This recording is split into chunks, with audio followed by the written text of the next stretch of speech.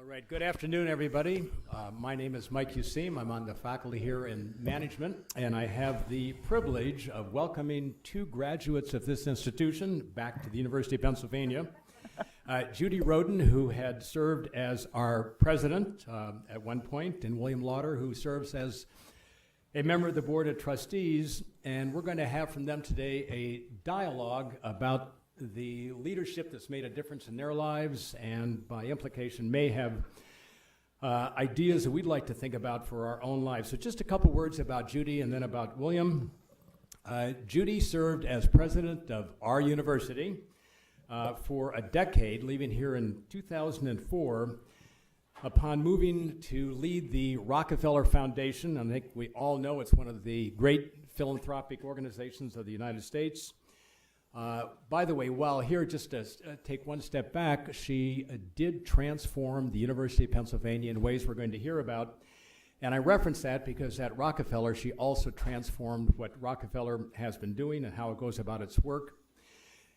Through all that, Judy has remained an active writer, a scholar. By my count, she's got a couple hundred academic papers in print, probably at least a dozen books. And I'm just going to mention the title of two of her recent books that she wrote while serving as president of the Rockefeller Foundation. Listen carefully. Number one, The Power of Impact Investing. Impact investing has great potential. This is all about how to do it well. And then coming out of a huge project that Rockefeller, under Judy's leadership, has been spearheading for several years, she wrote the book, The Resilience Dividend, Being Strong in a World Where Things Go Wrong. Just closing on Judy, before we get going here, she knows the private sector extremely well. She's been in the nonprofit world for her entire professional career, but she has served on the board of Aetna. She serves on the board of Comcast. She's currently on the board of Citi. She served for a while on the board of American Airlines.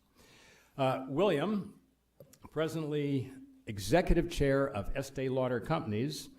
I think we all know it's a maker of cosmetics, but it's also one of the world's greatest and most widespread and successful maker of luxury products of that kind. About 45,000 people go to work every day for William, annual revenue somewhere around $11 billion, and market value, market capitalization, checking yesterday at the end of the bell there, a market value of over $33 billion. William is executive chair, goes to work every day, full-time job. He served as CEO also for 5 years before becoming executive chair back in 2009. He, I think many people in this room do know, is also a member of our faculty. So for the last 5 years, William has been offering Management 896 leadership decisions in the executive chair. So what happens when people like William and Judy go into that corner office? How do they make decisions? What stakeholders do they have to worry about? And among the guests that William has brought into the classroom for that course are the chief executives this year of Johnson & Johnson, Ford Motor Company. Last year he had the chief executive. This year he had the chief executive of Johnson & Johnson. Last year the CEO of DuPont. So stay tuned. Great course if you're heading for your second year in the MBA program here. It's going to be a fireside chat. We're going to go back. They're going to go back and forth, as I said at the outset, on the leadership principles that have made a difference at the University of Pennsylvania, at the Rockefeller Foundation, and at Estee Lauder. With that, would you please welcome our two fireside chat guests?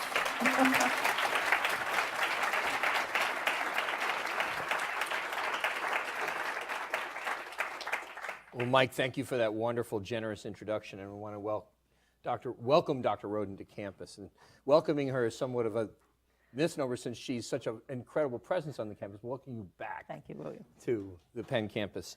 And we're going to talk about a couple of things that are so important to you. And one of the key things I think that will resonate with everybody is one of the themes you've been talking about is resilience. And I know it was the topic of your book, your most recent book, The Resilience Dividend, where you're arguing powerfully that resilience is essential to the longevity of institutions and communities, but it's also an essential characteristic of good leaders. Is it possible for leaders to learn resilience? One of the things that I've worked on really for all of my career is those characteristics that are innate and those characteristics that are learned and learnable. I am a psychologist by training, and it is very clear that resilience is a skill. It is not an inborn state, not an inborn trait. And that makes it really so interesting because it means that we can train individuals to be resilient in their own lives. We can train leaders to become more resilient as they're leading companies. And we at Rockefeller have focused a great deal of our attention on making institutions, whether they're businesses or other kinds of institutions, and making cities around the world more resilient. It certainly is the case, and a la the subtitle of the book, that in the 21st century, because of globalization, because of climate change, because of the unbelievably rapid pace of urbanization in so many parts of the world, there isn't a week that goes by that somewhere in the world there isn't a shock or a stress. A tsunami, a flood, a fire, a forest fire, a drought. And so leaders are being challenged in this way over and over again to make sure that they're able to provide robust institutions that can withstand these kinds of challenges.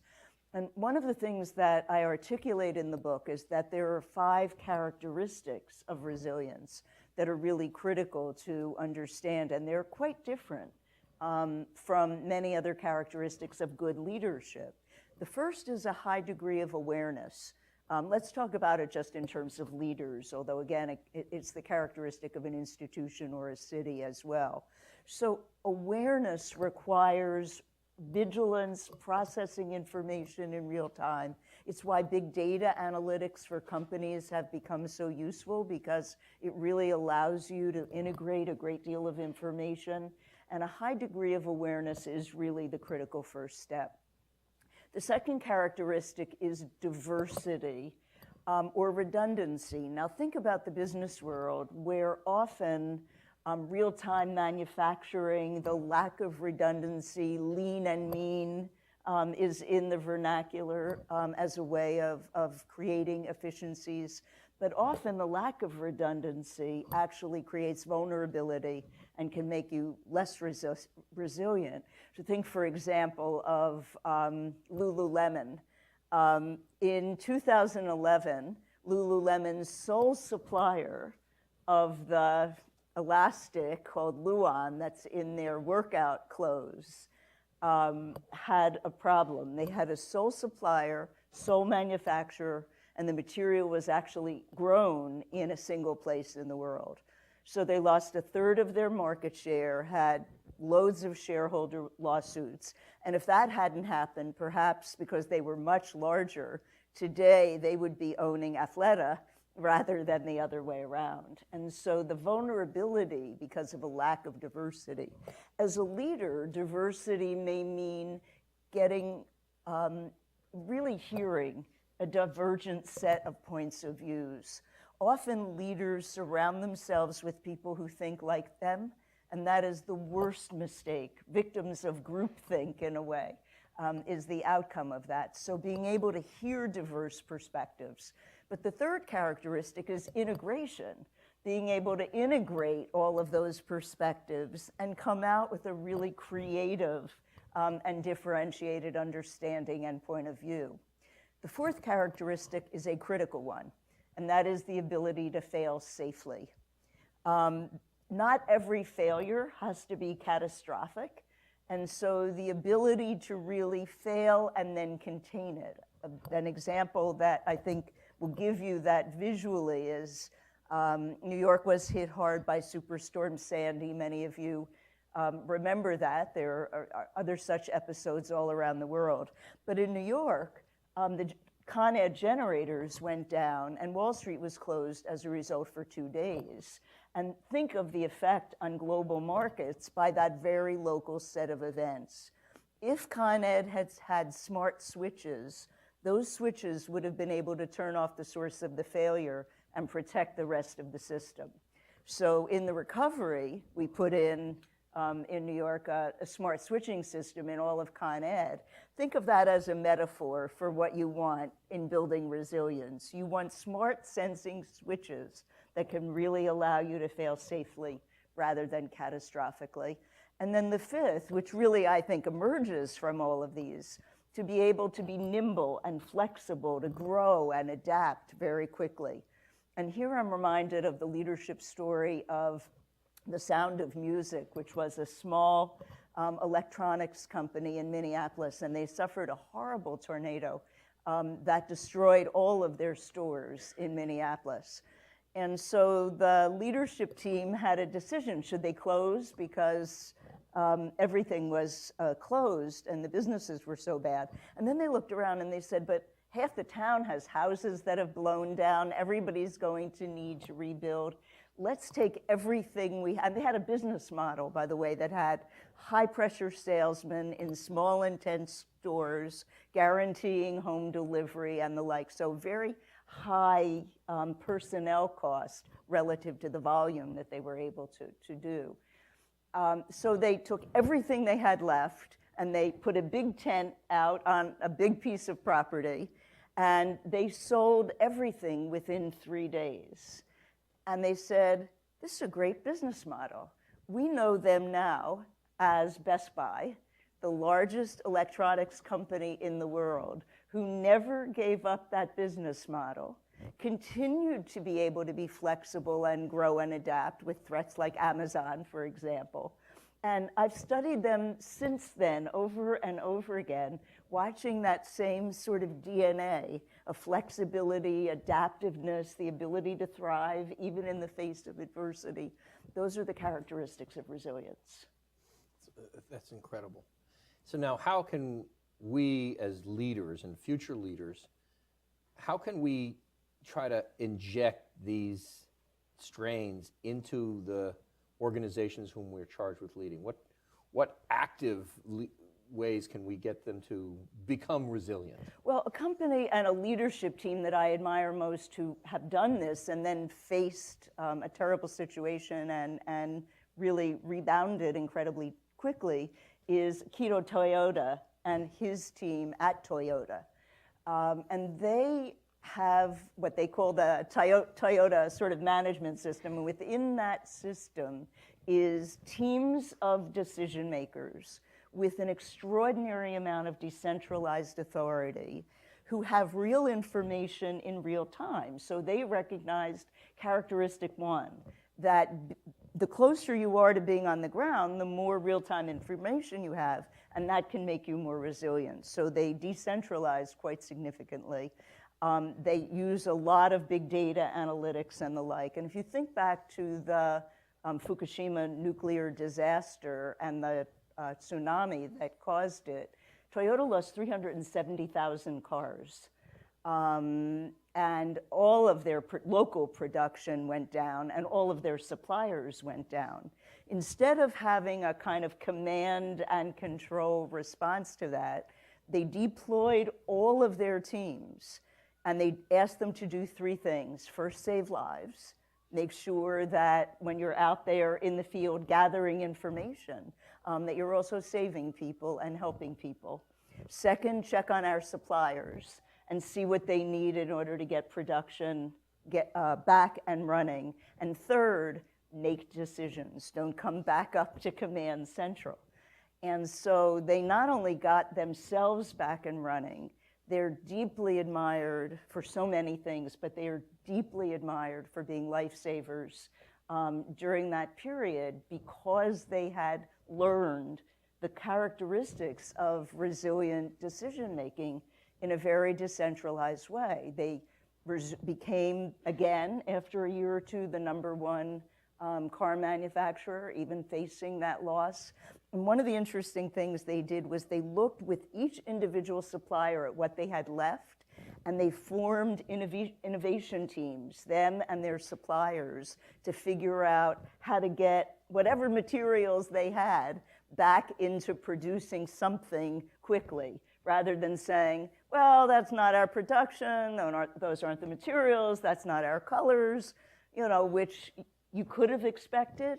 And that model and that mentality infuses what they do and how they think, and those are resilient characteristics. Now, how have you applied these principles in your leadership roles? Well, I mean, I talk about them, I think about them, I think I lead that way. I believe that you really have to always, you can't plan for every adversity, so I'm not talking about planning. I chaired the Recovery Commission for New York State from Superstorm Sandy for the governor. And one of the things that was most interesting was how many businesses had their generators in the basement, because after 9/11, after all, the next attack was going to come by air again, so you better have, and they were flooded.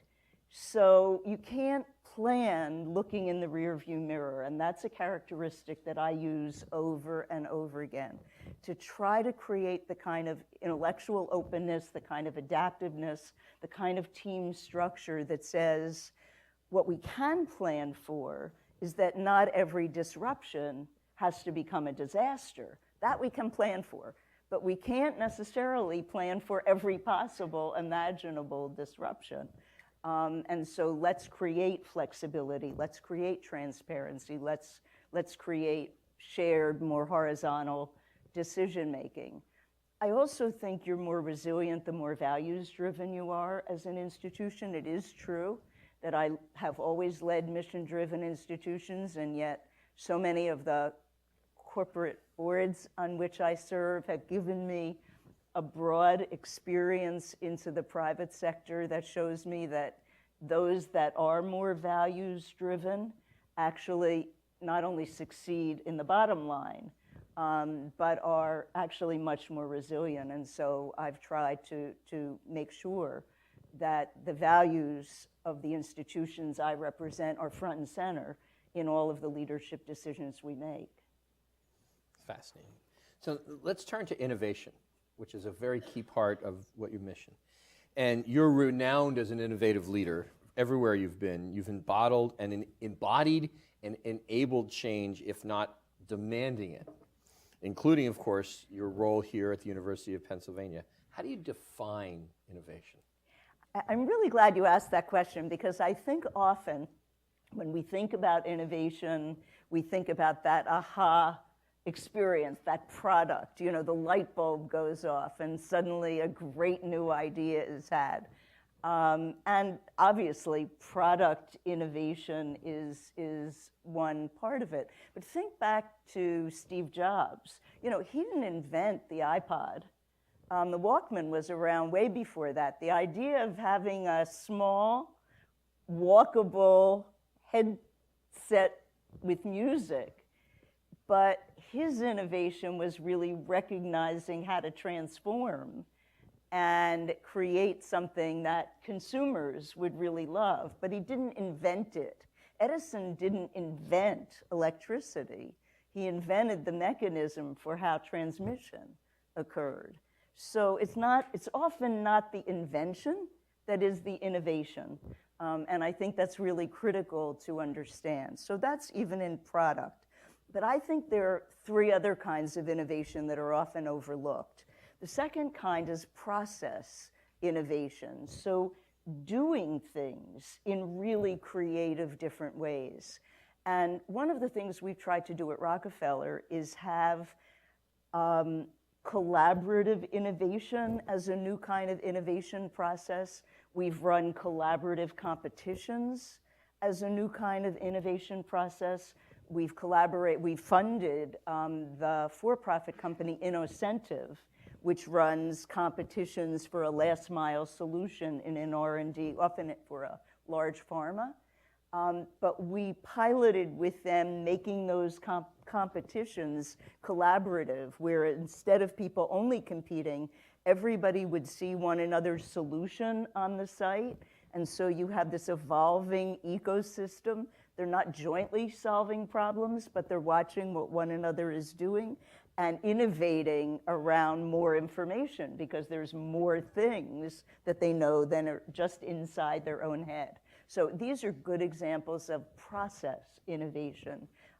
which should be thought about.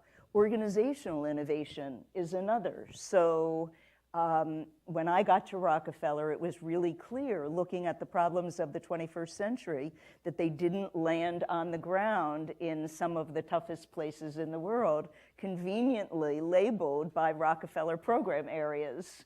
And yet we had very siloed program areas with very siloed leadership who were all incented to spend all their grant money, by the end of each year.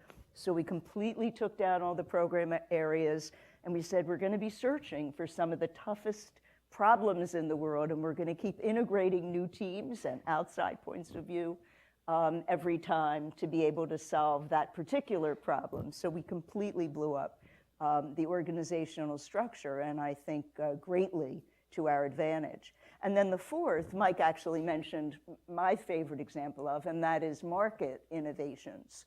So we recognized that there are only billions of dollars in the world that are philanthropic capital or government aid, either bilateral government aid or the World Bank, IMF, money and the like. And yet there are trillions of dollars in private capital, both what companies are investing and also what private individuals are investing. So we said, how do we unlock those private capital markets? That's why we created and named the field of impact investing, so that we put into the ecosystem and then built the infrastructure so that people could do it more easily, the notion of double bottom line investing, where you would be able to have both a financial return and a social and or environmental return. And that's a market innovation, and we're innovating now in new insurance products. We've actually been doing some fun things with Howard Kunruther and that team. We're innovating in new forms of micro levies. So here, all of these are market innovations that are unlocking new sources, trillions of dollars of new sources of capital. We invented the social impact bond. It's been fun engaging in those kinds of innovative processes. Very exciting. Share with us briefly how you got over the institutional resistance to this innovation. You think institutions resist? Oh, just a little. It's often said that culture eats strategy for lunch, and I think that is really true. We have great strategies, and then the culture comes, and the little antibodies kick in. What my colleague, the CEO at Citigroup, calls the middle-level permafrost, and it is very resistant. So I think really bringing people along. There's a tremendous amount of visioning and collaborating that a CEO has to do. It's not all the vision, and we're no longer in companies or institutions where command and control works. So how you both create that shared vision and then expand on it. I knew Rockefeller had to change, but instead of saying to my colleagues, I'd like to see your metrics for how much impact you're having, which I thought would immediately send the antibodies into overdrive, I said, let's just do a thought experiment together. We're doing great work, I know you are. Let's ask ourselves what we would have to do now to double our impact. So it sort of freed them to be more creative and to begin to realize that not all the great ideas come from the inside. That's why we started running so many crowdsourced competitions, because we started realizing that all over the world, from the poorest people that we were helping, who after all are coping and innovating in some ways every day in order to survive, we got amazing ideas once we opened ourselves up. And I think that opened our culture. And then frankly, William, and I think everyone knows this who's a CEO, we let a lot of people go. We worked and worked and worked to change and to open and to include. And then those who continued to resist, we gave them a great severance and we fired them. You demonstrated that resistance was futile. Yes. So let's take a turn to your arrival at the University of Pennsylvania, your alma mater, first president of the university to be an alumna, or an alumni of any sort, alum. any alum, which was a proud moment for all those of us who are graduates of the university. And you arrive at the University of Pennsylvania and West Philadelphia, and the relationship between the university and its community was not what it is today by any means. And here you are, the first woman leader of an Ivy League institution in the midst of a very large metropolitan area with tension at its borders. What did you do? It was a huge and incredible challenge, and I realized it as soon as I came back. I also grew up in Philadelphia. I'm a product of the Philadelphia Public Schools and came to Penn on a scholarship, and so really knew the city well, although had been away for many, many years. And I was shocked at how deteriorated West Philadelphia had become. 1 in 5 school children was failing. Most of the stores were shuttered. Most of the houses had long ago been abandoned and were havens for drug selling. Very little economic activity on the streets. And Penn was literally busing students from one place to another after 5 o'clock, after it got dark. So we began to think about what, but regrettably and horribly, a student was murdered, a graduate student, early in my presidency, and we realized how much we had to do. We could have done what other universities did under that circumstance, and I want to highlight this because it's a leadership issue. So we were already busing students. We already had one of the largest private police forces on any university campus, but we could have doubled and tripled that size. Instead, we really, really tried to understand the problem. And this is the leadership lesson. Often you try to solve a problem without asking yourself whether that's the right problem. And so you're already so into all the solutions and all the ways to think about it. One of the biggest leadership lessons you can take is sit back, engage with some smart people, and try to figure out what the problem really is. And we did that here, and we realized the problem was not just safety and security. The problem was no hope, the failing school children, the entire, virtually all the middle class had moved out, no economic development, and a university that every time it expanded destroyed more and more of the neighborhood, and therefore was deserving of the mistrust that the neighborhood had of us. It was built, as in many urban universities in the United States. It took years for that mistrust to develop, years of expansion, and you can understand the tension. Great universities want to expand, we need more room, how do you do it? So we developed a very, I think, compelling 5-part strategy and the key was that we did it all simultaneously because we felt that there was leverage from one piece of the strategy to the other. And this is a key element that often I think in leadership of institutions you're not willing to do. You think it's too expensive, or you think, let's do it in segments, let's see how this works, and then we'll see if we go into something else. And we realized that everything had to happen simultaneously. Housing had to be completely transformed. Economic development had to occur. We had to build schools for the neighborhood in order to attract faculty back. Not only faculty, but families more generally, because we didn't only want faculty. We had to work on safety and security. And I'll just give 3 examples because it will show you what happened and why it happened quickly. So none of this was here. None of Walnut Street was here. I remember walking up Walnut Street with our then Vice President for Facilities about 3 months into my presidency, from 33rd Street to 40th Street. And I looked at him by the time I got to 40th Street, and I said to him, "Who owns all this crap?" And he said, "You do," which was very good news.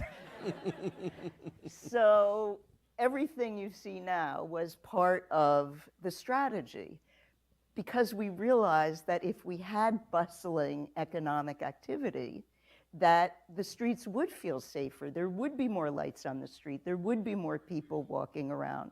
We also smartly realized that 40th Street should feel different from Walnut, that it ought to feel more like the bridge and an open bridge to the community, and that Walnut Street could be higher end commerce, more university based, and that was important early. We bought tons of housing, and the trustees agreed to let it be rehabbed and then sold back to the community at a loss to the university so that we would stem gentrification. That was an extremely brave decision on the part of the board.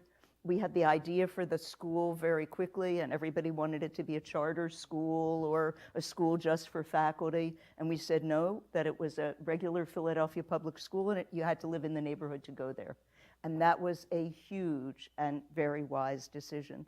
And we worked every day with members of the community, because we didn't want to do this to them. We had done a lot of that. We didn't even want to do this for them. We tried to do a lot of that. We felt we had to do this with them. And that really made an enormous difference. Was it perfect? No, but it's so amazing. You know, I wrote a book on it, and it is a model for universities, urban universities all around the world. You know, eds and meds, as we call them lovingly, are often among the 5 largest employers in most of the cities in which they reside. And so they have a huge opportunity. I didn't feel that we could teach you, our students, to be citizens, good citizens, and be civically engaged, unless we could show you that we were a role model of what a civically engaged institution looked like, and what our responsibility had to be, that we couldn't be in an ivory tower.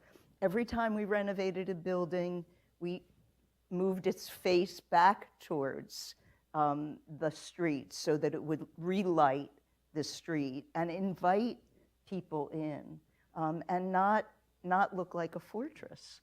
So in ways both large and small, we thought about this, and we learned so much. And of course now many of you are seeing John Fry replicated again at Drexel. He was our executive vice president and a partner in this. It was an amazing opportunity. Our students were so proud. I had a chair of the math department at the time. And remember, this was high stakes, so we were investing in the neighborhood rather than in building a department made better. So it was a zero-sum game in the beginning. This chairman is a mathematical, sort of theoretical mathematician. And about 5 years into this project, I bumped into him on the street in the summer, and I said to him, "Dennis, what are you doing here? You always go to the Cape in the summer." And he said, "I am writing an NSF grant for a K through 12 math curriculum, and it's your fault." And if anybody had told me that that's what I would be spending my summer doing 5 years ago, I would have told them they were crazy. So the students, I read applications. It was a source of pride for applicants, for our students, for our faculty. And as you know, we moved the rankings up, so it wasn't a zero-sum game after all. How did you deal with resistance? By trying to win people over, absolutely. My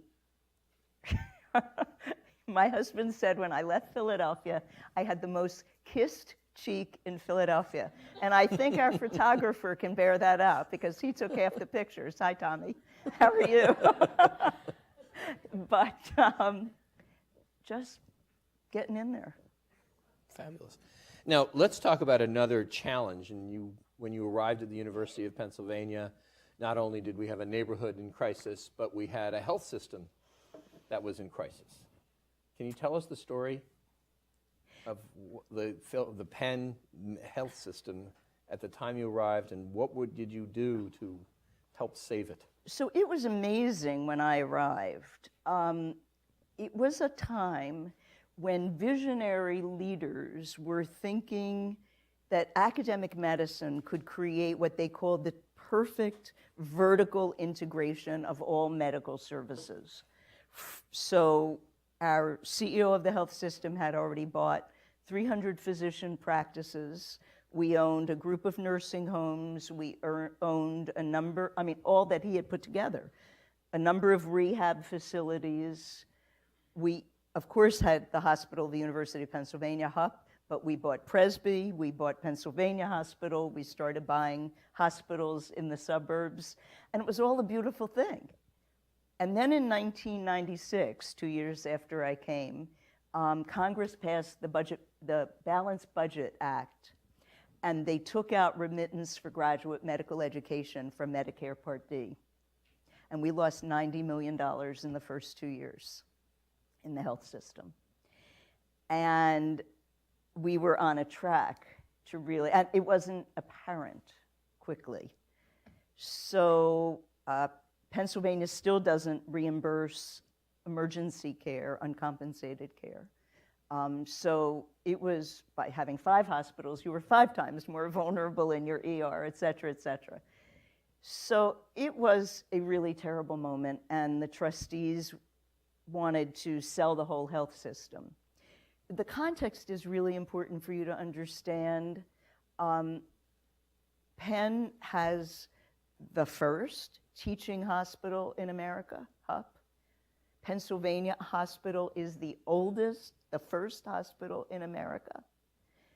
We had worked really hard to integrate across the university. I felt that Penn's strategic advantage was that we were the only Ivy that had all its schools and centers on one campus. So we could have these amazing joint and triple degree programs that many of you were part of. And the medical school was a critical part of that. And so what would the medical school become? Would we become a third-rate medical school if we sold off our hospitals, which is what the investment bankers told the board we should do? And so in what I think was the hardest leadership challenge of my 10 years here, I begged the board to just give us a little more time to bring the faculty in to explore a variety of options before we move too quickly, and then we intervene to stem the tide of any further spending. So we sold off the 300 physician practices at a loss. We sold off a couple of the nursing homes. I fired the CEO. I ran it myself for 5 months while we were in a search. I had my resignation letter in the drawer, which is something you really need to do if you're a leader under fire like this, because several of the board members thought this was awful and dangerous to the university. But my team and I, it was not just me, and several of the other trustees really came to understand that our long-term risk was greater by selling the hospitals than our short-term risk, and we could fix that. We hired amazing people you know, then as leaders, both Arthur Rubenstein as the dean and Ralph Muller, who's still here, running the hospitals. We are one of the highest grossing and the highest margin academic medical center in the United States. Penn has continued to move up in the rankings as a result of having this resource, and the university is significantly stronger as a result. But I felt ready to go down rather than let it go down, and you have to be willing to feel ready to do that if you're a leader. Now, how did you win over the skeptics on the board? A lot of good numbers. So I hired my own investment bankers rather than the ones that they had hired. I got a lot of other kinds of help.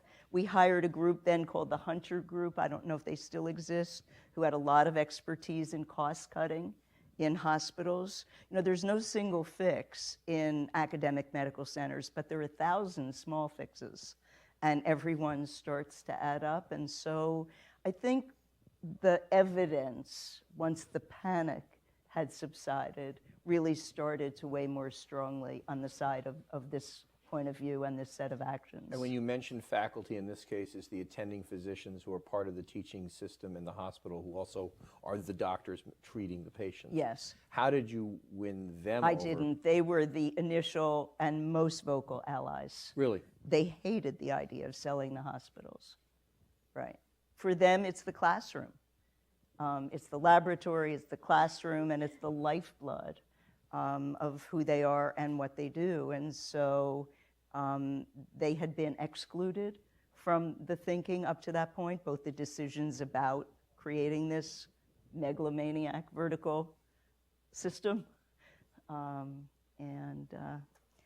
Somebody, a sociologist of science and medicine, wrote a book on this because it was initially characterized both internally and externally as a strong woman against a strong man and a gender fight. And so it became interesting to sociologists of science to watch how the whole thing played out. Not my best time, not my favorite time. But in my memory book. But the results were extraordinary. Luckily. Was great. It could have not worked. It could have not, but luckily. And I imagine you had some moments. My grandmother would, at this point, knock wood. I imagine in the midst of it, you had moments where you were uncertain, but Totally. you found a way to persevere. Totally. Well, that's fantastic. That's what leaders do, right? Absolutely. They show the resilience to not let the bumps in front of them get in the way of the objective. Let's talk about mentorship. You've spoken very insightfully about it, and you've talked about the role that mentorship plays in the development of future leaders, but also in the development as a sitting leader, almost a form of reverse mentorship. Yeah. Can you share with us some of your thoughts? You know, I'm very struck, and I didn't read his book about this till afterwards, but it resonates so well with what I learned myself. Bill George, who was the CEO of Medtronic, wrote a wonderful book and talks about mentorship as mutual learning. And I think that's very powerful because I have been at so many times in my career fortunate to be viewed as a role model because I've been so many firsts. And a role model is lovely and it's very flattering, but a role model you don't know. It's somebody you sort of look at and admire and hope to be like or learn something from. Mentorship is really a two-way thing.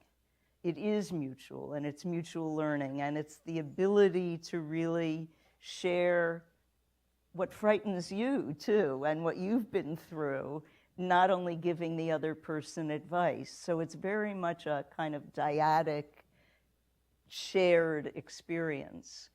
And I have learned so much, but I intentionally mentored many deans and vice presidents at Penn, 8 or now 9, I think, of whom have gone on to be university presidents themselves. I have mentored many of my senior leaders at Rockefeller, one who 2 years ago became the CEO of the Ford Foundation, one became the CEO of Vera Institute for Justice, which is a great criminal justice group. So I really do think that there is something about a leader's responsibility to explicitly really think about mentoring those individuals who the leader sees have great talent. I am of a generation where all my mentors were men, but I had great mentors. The women who came before me were very few, and those who succeeded pulled the ladder up after them. So they were not generous with the women of my generation, and I've seen that change so dramatically and so wonderfully. But but I do think it's not only somebody who's got more experience who can be a great mentor. I think as I look now at generations that are younger than I am, that one of the things I love most about your generations is how much mentoring and sharing you do of one another. I think that's in some ways the power of the early parts of social media. You know, why people really wanted to connect and they wanted to learn from each other and they wanted to help each other. And I think that's fantastic. So mentoring takes all forms, not only in one's professional sphere, and I think it's an act both of giving and also of learning. Now, with these great institutions that you led, how did you encourage your team in the organizations to make mentorship an important part of their everyday leadership? I really did put it into their goals each year. So I think goal setting and making goals transparent is really critical. So even in the West Philadelphia work, every vice president and every dean had West Philadelphia goals as part of their portfolio, whether it seemed directly relevant or not, so that we made explicit those expectations. And I always did the same thing with mentoring. And I didn't tell them who to mentor or whatever, but I just asked them to be mindful that mentoring is a key part of their role. Fabulous. I'd like to open it up to the questions from the audience, and if you could do us a favor, please, if you could both stand up and introduce yourself before you ask your question, it would be very helpful. Who would like, and we have a couple people in the back of the room with microphones, which will help everyone to hear the question. Who'd like to go first? Don't be shy.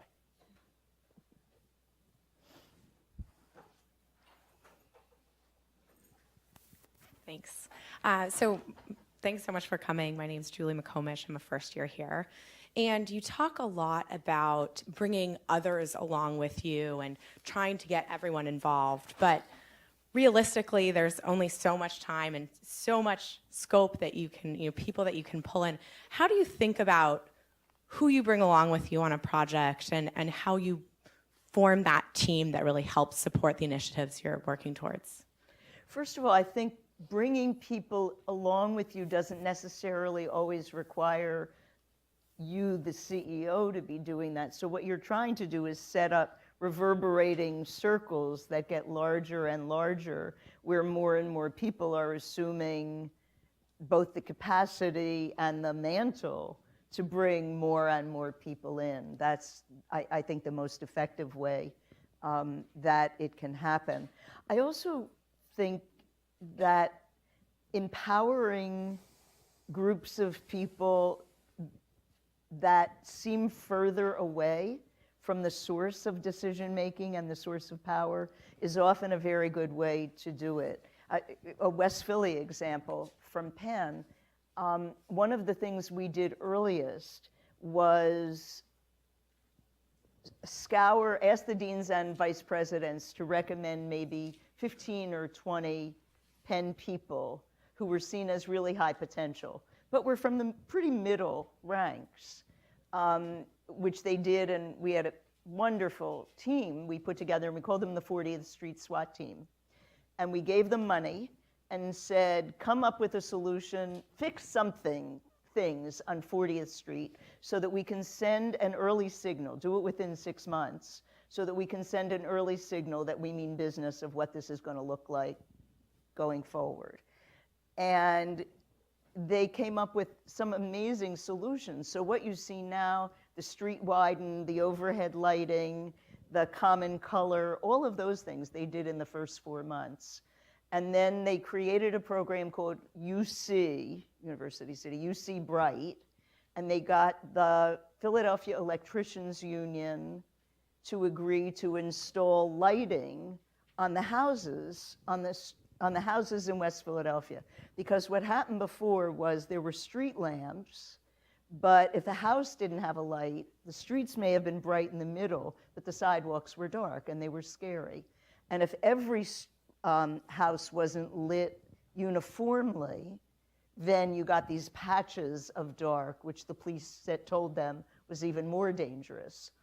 So they got the Penn bought them. They got the electricians to install them, but they said to every block, you can't have it unless you all agree to have it.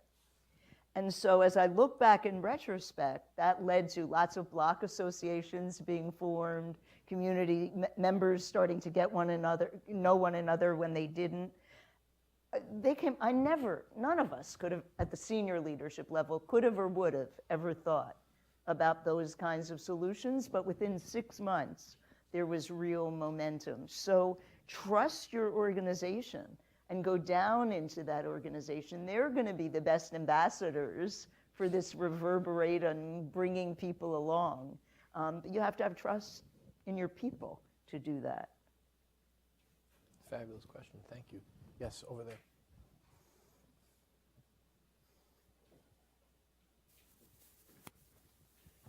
Hi, my name is Noah. I'm from Israel originally, and I wanted to ask, what are the main challenges you face as a leader of a foundation as opposed to all the other leadership roles that you had?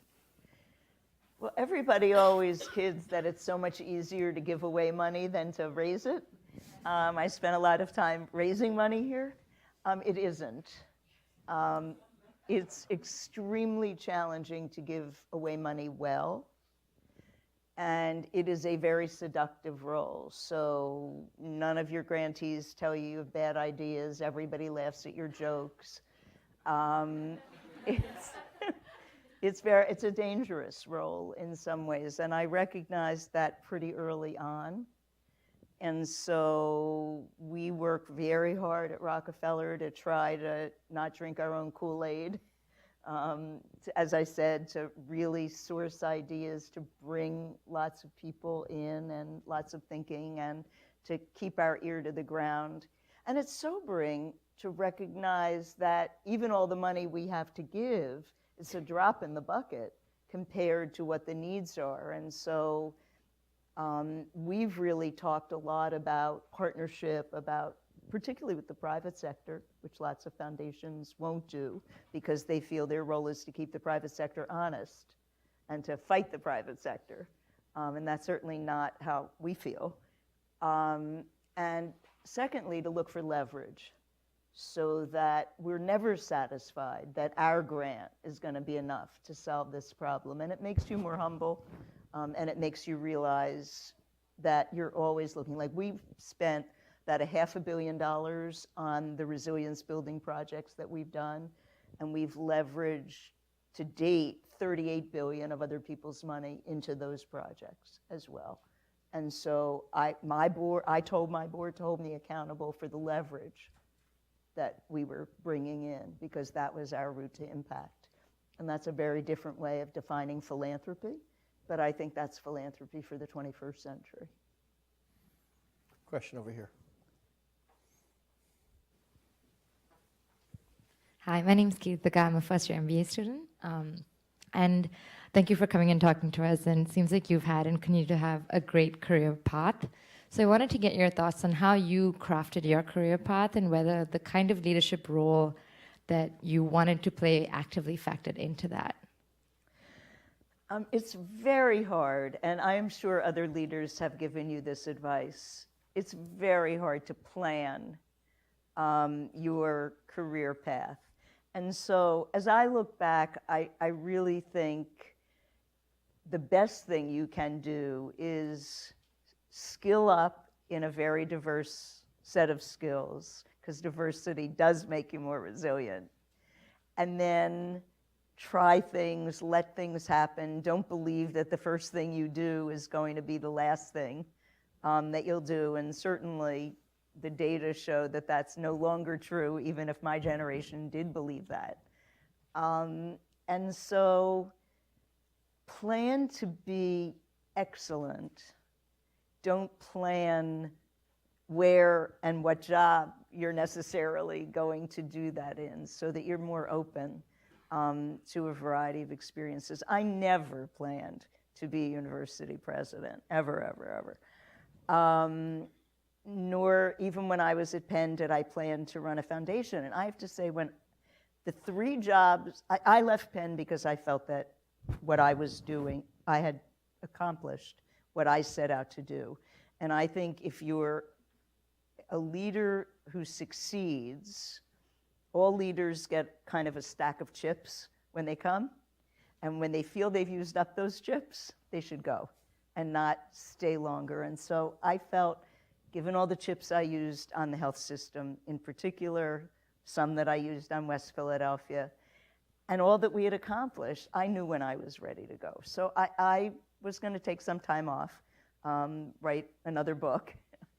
And the 3 jobs that came after me heavily were so incredibly different. One day I just sat and I thought, this is so amazing. So one was Rockefeller, one was to be the CEO of a Fortune 50 company, and one was to take a group of companies that was all private, held by one of our alums, owned by one of our alums, that ranged from pre-K all the way through postgraduate. And what he wanted me to do was bundle that into a company and take it public. And so, I mean, you couldn't think of 3 more different kinds of things. So that was really the moment when I felt I had sort of made it. It wasn't which of those 3 I was going to do, but the fact that I could think about those 3 was amazing. Gentleman in the back there.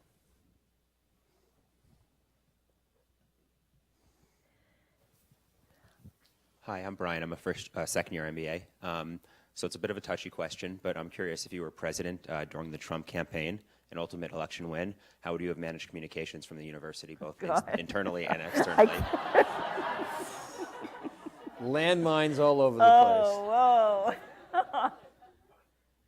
I honestly don't know. I mean, my seminal moment came, I was giving a talk in Singapore during, I guess he was not yet the candidate. It was during the primaries. And the foreign minister of Singapore introduced me as the former president of the university where Donald Trump had gone in the intro. And, you know, I sort of cringed into my seat. I don't know. There's it's all my time as president of Penn, having spent 22 years at Yale, with so many Yale alums having been president of the United States, one of my great wishes was that there should be a Penn alum who would be president of the United States. So I got what I wished for.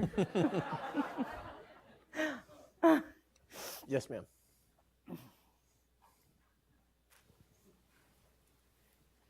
So having lived in China and Singapore, I have to say Donald Trump has been not samely perceived overseas. So I think your resilience and brilliance has been really admired by this audience. And my question is really, are there those moments now you remember you felt lost and you need really help and values to guide you through those hard moments? Well, I think they're your own personal values and the kinds of core strengths and beliefs that you bring and you have. But I also think that surrounding yourself with people who you think are wise and who you know will give you good and honest counsel are especially critical in tough moments. And I mentioned at the beginning, sort of kiddingly, this notion that often leaders surround themselves with people who are telling them yes, who are afraid to tell them no, and who filter information. And that is the worst thing a leader can do in times of crisis. You have got to figure out ways to hear the unvarnished truth so that with help, you can gain strength and make the right kinds of decisions. And I think many leaders don't seek that sufficiently, and it turns out badly, both for themselves and for their institutions. We unfortunately have time for just one more question, and we'll go to you. Hi, my name is Yuval. I'm a sophomore here. I know you mentioned Toyota as one of the cases that you studied, and I was wondering, in your travels, in your experience, in your studies, if you've seen any differences in regards to international cultures of companies and how that affects the organization and the organizational culture? Every company is shaped by where they are, both where they started, so who their founders are, and where they are located. I think of Estee Lauder and how shaped the company still is today by the values of your grandmother and your father, William. And so it's not only place, it's the people who are in leadership. I remember one of my favorite quotes from Estee. I don't know if you remember this. She said, "I didn't dream of success, I worked for it." And as a woman leader, I always remembered that, and I think it infuses the culture of the company. So I think, yes, geography matters, but one of the amazing things about globalization is that it's sort of breaking down a little the barrier of a particular country culture, and workers are working across countries, and leaders are coming across countries, and the companies often are in multiple places. So I think building the organizational culture, taking the best of what each country represents and the best of what the early leadership stood for, creates a very robust North Star for an organization. Please, if you would join me in thanking Dr. Judy Rodin for Thank you. sharing her wisdom. This is fabulous. Thank you.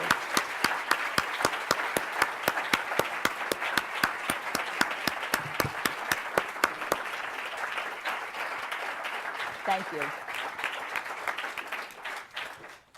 And you're in a great university. I want you to know that. So I hope you're all getting an amazing experience, but appreciate it. So a couple of thanks are warranted. First of all, thank you, Dr. Judy Rodin, for coming in and really sharing your insight. Really, really incredible to learn from someone with such rich and deep roots at Penn, sharing about how you can really weave the fabric of everything from innovation to mentorship to resilience into the fabric of your lives, both at an individual level and at an organizational level. Also, it seems like you fired a healthy number of people during your career, so I made a note of that. Secondly, thank you to Mr. Lauder for facilitating the conversation. I actually had the fortune of having William as a teacher this semester. As a student, I can really testify to, one, his unflagging energy, two, his dedication really to give back to the Wharton community. This is actually the second time I've heard him speak just today on the Wharton campus. And finally, really true insight as an operator, and I'm not saying this because he has to submit grades in 2 weeks. That being said, did I mention his good looks as well? Finally, I wanted to thank Professor Mike Husim. Mike, I was reading Mike's bio right before this, notes that he's an expert in leadership and decision-making, which is really appropriate for a school that's churned out leaders like that actually run organizations like Tesla, Johnson & Johnson, and LinkedIn. He also has a focus on, I quote, catastrophic risk management and change, which is also a great fit for school. It's churned out leaders that run organizations like the United States of America. Finally, would like to thank everyone in the audience for coming out. So our job at the Wharton Leadership Lectures team is really just to bring game changers, industry leaders, people really that have shaped the world into the room and facilitate those conversations. People like Dr. Judy Rodin. So please come out to our next event with Mindy Grossman. That's the CEO of the Home Shopping Network. That'll be held on March 14th. That's Pi Day for the quants in this audience. Again, thank you for coming out, and please give a final round of applause to William Lauder and Judy Rodin.